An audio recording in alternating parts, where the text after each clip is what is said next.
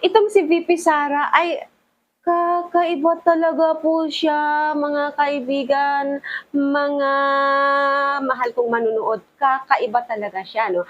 Biruin niyo, itinatanggi niya na wala daw siyang ginawang threat sa buhay ng ating PBBM.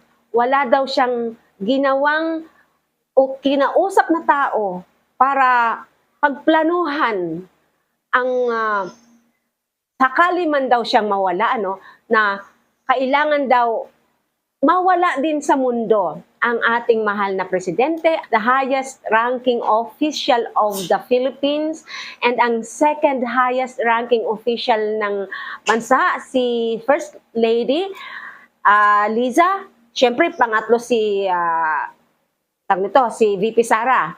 At ang pang-apat ay si Romualdez, the fourth highest ranking official ng bansa. At yun ang pinagbantaan niya at dinideny niya po ito.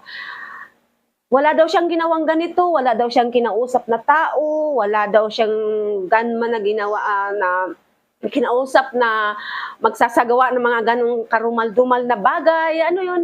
Wala daw siyang ginawa. Wala, as in walang threat. Lahat daw ay gawa-gawa lamang at tawag nito, lahat ay gawa-gawa lamang daw ng administrasyon na ang lahat lamang daw po ay haka-haka